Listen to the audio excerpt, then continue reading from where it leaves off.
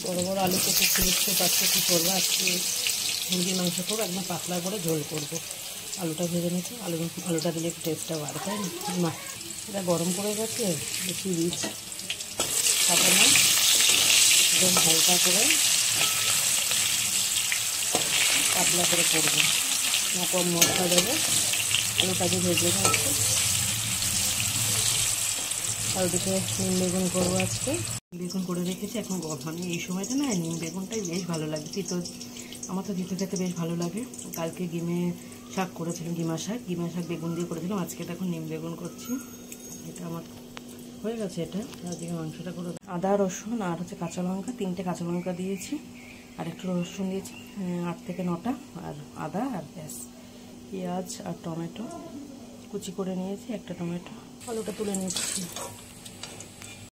একটু জিরে দিলাম, তেজপাতা দিচ্ছি, পেঁয়াজটা দিয়ে দিলাম, 3টে মিডিয়াম সাইজের পেঁয়াজ দিয়েছি, গরম মশলা দিয়ে দিয়েছি, লবঙ্গ এলাচ দারচিনি। পেঁয়াজটা ভাজা গেছে, মশলাটা দিয়ে দিই। টমেটো,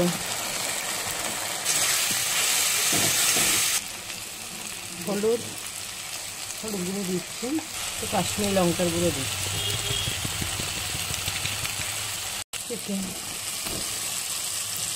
চিকেনটা ভালো করে ধুয়ে পরিষ্কার করে রেখেছিলাম, কোনো কিছু ম্যারিনেট করি না।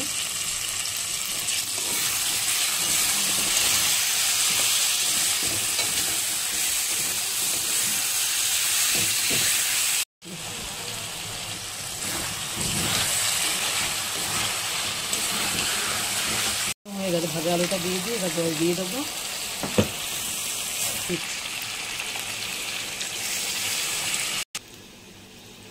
ফুটবে, এবার উঠলে নামিয়ে নেবো।